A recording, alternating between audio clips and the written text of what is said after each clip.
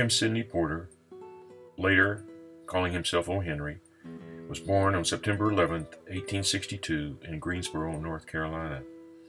In March 1882, he moved to Texas, hoping that a change of air would help a persistent cough. There, Porter met Athol Estes, then 17 years old, and on July 1, 1887, they eloped. That same year, Porter began working at the First National Bank of Austin as a teller and bookkeeper. In 1896, a federal indictment was issued against Porter, and he was arrested on charges of embezzlement. Porter spent 3 years in an Ohio penitentiary. During this time, he began writing under the pseudonym O. Henry. For a short period, his cellmate was the notorious Al Jennings of Oklahoma. Jennings himself, later after he was released from prison, went to Hollywood, made movies, of which this is a scene from Lady of the Dugout.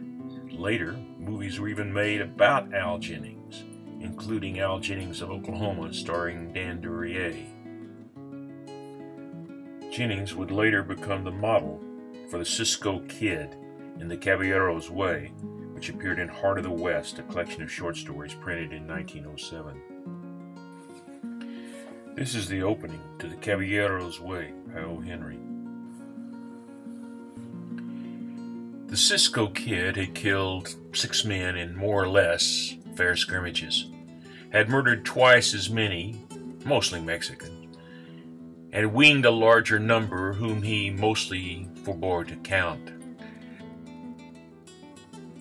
The kid was 25, looked 20, and a careful insurance company would have estimated the probable time of his demise at, say, 26. His habitat was anywhere between the Frio and the Rio Grande. He killed for the love of it, because he was quick-tempered, to avoid arrest, for his own amusement. Any reason that came to his mind would suffice. He had escaped capture because he could shoot 5/6 of a second sooner than any sheriff or ranger in the service, and because he rode a speckled roan horse that knew every cow path in the mesquite and pear thickets from San Antone to Matamoros. The Caballero's Way first appeared in Everybody's Magazine in July 1907. In the story, the kid has a girlfriend, Tonya, but she falls in love with Texas Ranger Sandridge. Once the kid learns of this, he sets up an ambush wherein the ranger, believing Tonya is the kid, kills her. The story inspired 2 short silent films. The first, a 3-reeler, The Caballero's Way, appeared in 1914 from Eclair Universal. The film depicts a Cisco Kid as a Mexican bandit who steals from the general store and shoots the sheriff. When he discovers Tonya has betrayed him to a handsome Anglo character, he kills her. In the end, the army brings the Cisco Kid to justice. In 1919, Universal released The Border Terror, starring Vestar Pegg as the Cisco Kid. Once again, Cisco's a bandit who dies in the end. Neither of these 2 silent films stirred much interest, and the Cisco Kid languished until 1929, when Fox decided to make a 2-reeler complete with sound. Raoul Walsh was set to direct as well as take the part of the Cisco Kid. One morning, as the director star was on his way to the Culver City set, a jackrabbit crashed through his windshield, blinding Walsh in one eye. For the rest of his life, he wore an eye patch, and his days of playing the Cisco Kid had ended.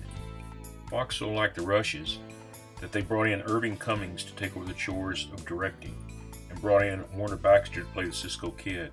They also decided to make it a feature film. For his portrayal of the kid, Warner Baxter won the Oscar for Best Actor. The film proved so popular that in 1931 the studio made The Arizona Kid, also starring Warner Baxter, which was a Cisco Kid film in every way except name. In 1933, Fox made its first sequel, called The Cisco Kid. By now, Cisco was on the side of the Angels. In 1936, the studio made Robin Hood of El Dorado, a fiction based on the life of outlaw Joaquin Murrieta. Baxter played him, like a softer, kinder Cisco Kid.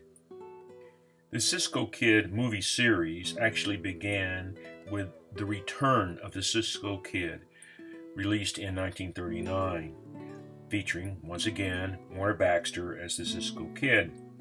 Cesar Romero played his sidekick Lopez, Chris Penn Martin as the other sidekick Gordito.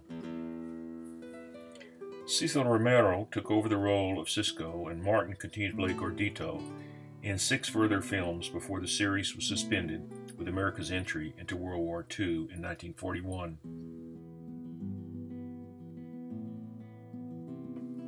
Duncan Ronaldo took over the reins of the Cisco Kid when Monogram Pictures revived the series in 1945 with The Cisco Kid Returns, which also introduced the kid's best-known sidekick, Pancho, played by Martin Garalaga. Neither Gordito nor Pancho is in the original story. In 1946-1947, the Cisco Kid was taken over by Gilbert Rowland, who played the character in half a dozen Monogram films, beginning with The Gay Cavalier.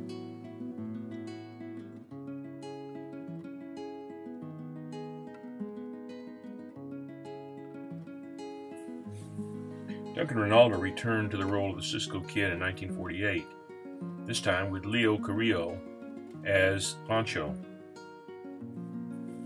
They made 5 additional films before the series closed down for its final time.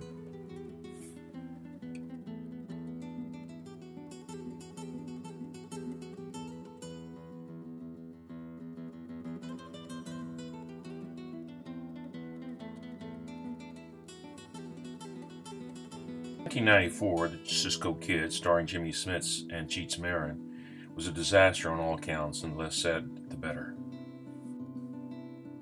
It wasn't only films in which the Cisco Kid appeared. There were comic books and radio, here with Jack Mather as Cisco and Harry Lang as Pancho. But of course, the most successful Cisco Kid may be the long-running television series with Duncan Ronaldo and Leo Carrillo. O. Henry created the Cisco Kid. His name was Goodall, and he was an American who was a bandit of the worst kind. But the movies changed all that. They made the Cisco Kid a Robin Hood of the Old West, a Mexican-American hero for the ages. I doubt that the original Cisco Kid, created by O. Henry, will ever reach the screen. The movies and television have created its own Cisco Kid legend, and legends are far more powerful and lasting than the truth.